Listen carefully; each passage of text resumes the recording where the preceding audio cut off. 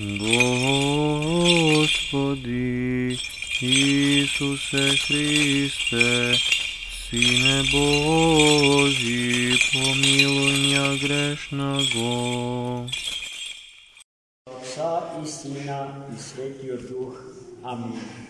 Возлюбени во Христа Бога, братья и сестры, на самия почеток от денешного беседа сакам да му принесам благодарност на нашиот Бог и Спасител Иисус Христос, кој што се распна и воскресна заради нас и заради нашето спасение, и неговата пресвета Мајка Богородица, мајката на нашиот Бог и Спасител и нашата семајка. Потоа на сите свети и потоа на вашите свети молитви, кои што соборно ги принесувавте со љубов за мое добро, за мое исцеление, бидејќи по вашите свети молитви Господ Христос и Богородица Мајка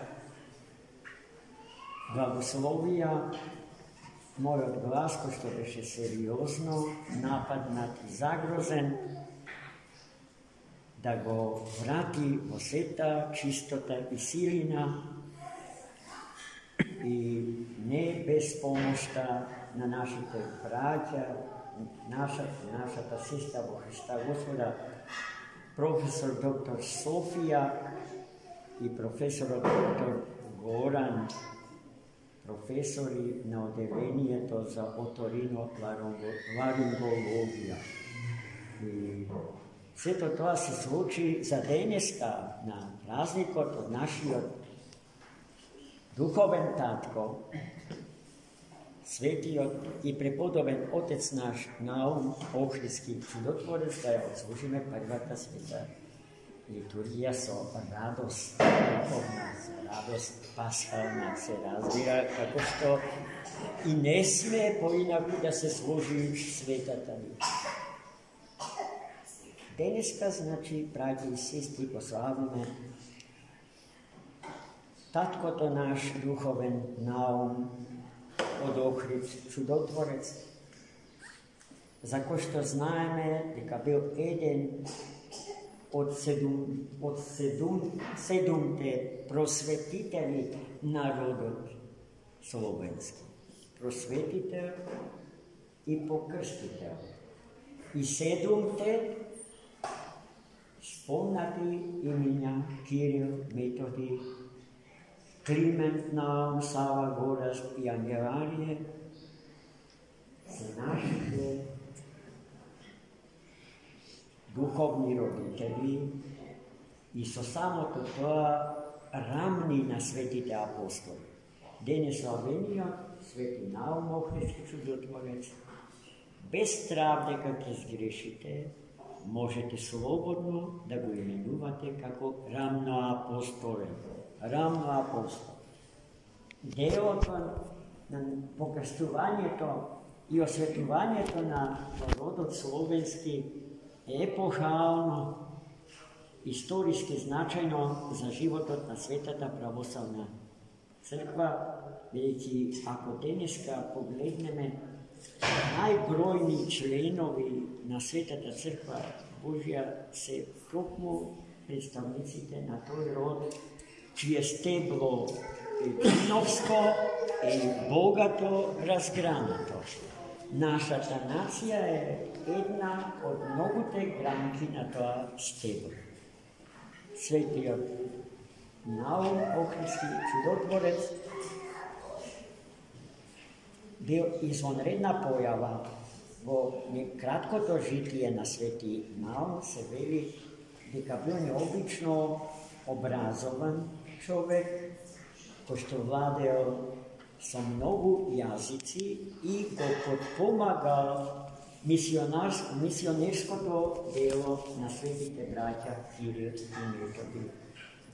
Така што усмено и писмено учествувал bonivното delo. Usmeno propovedajući pravoslavната vера, pismeno preveduvajki ги светите книги od klasičните язици на кои што тие се напишани, еврејски и старогречки јазици. Како можел еден представник на словенскиот род, роден во овие краишта наши, да владее со толкаво огромно знаење и култура. Еден од најголемите познавачи на византиската историја,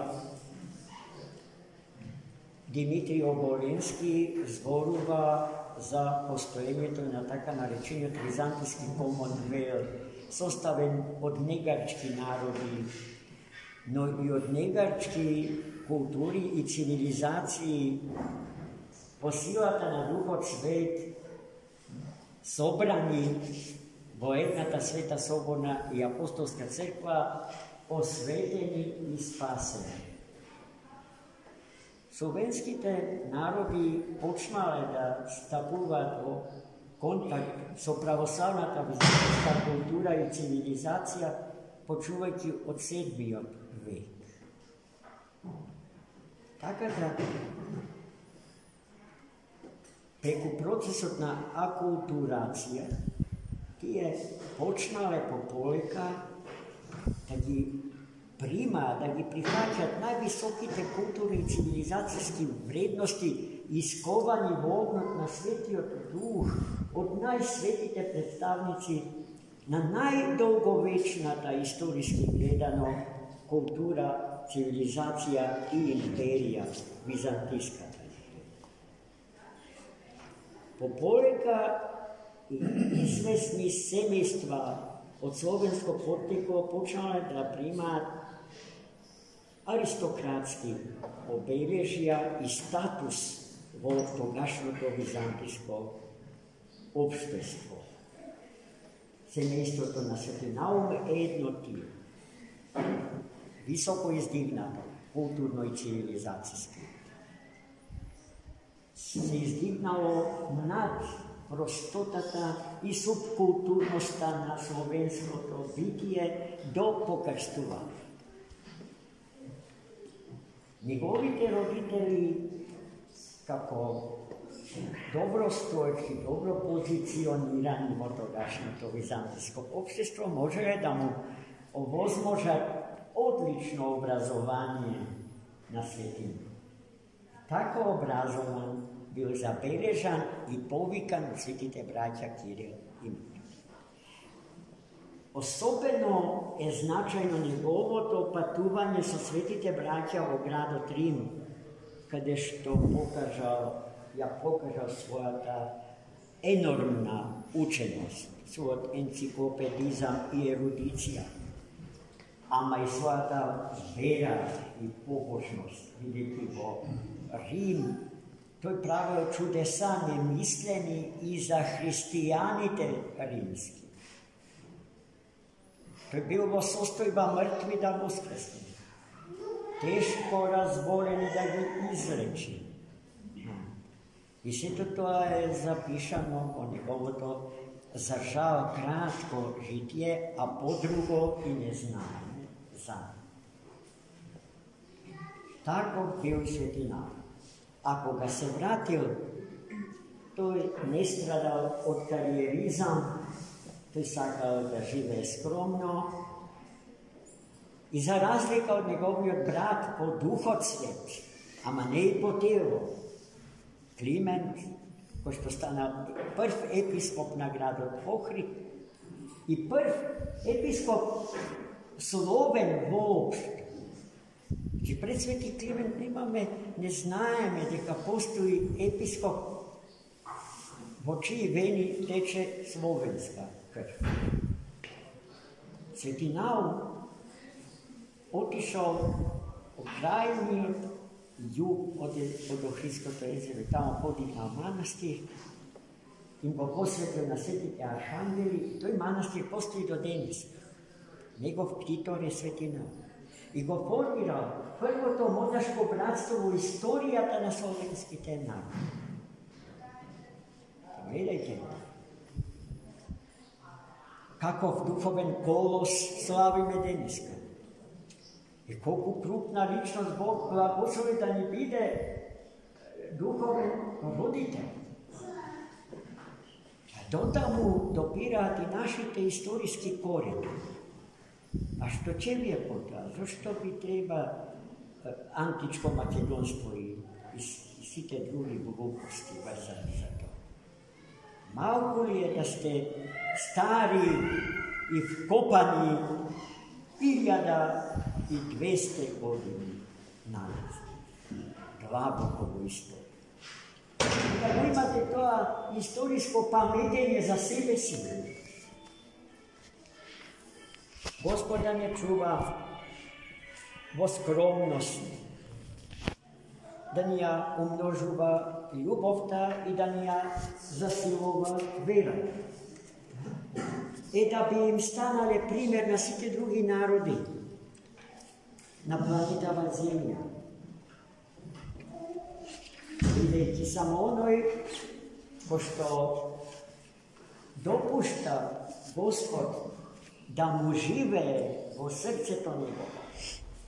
A potom kako reakcija na njegovo, to božestveno to žitejstvo u srce to na čovjeko i prisustvo to čovečko vo Boga postanuva večen i nesmrten.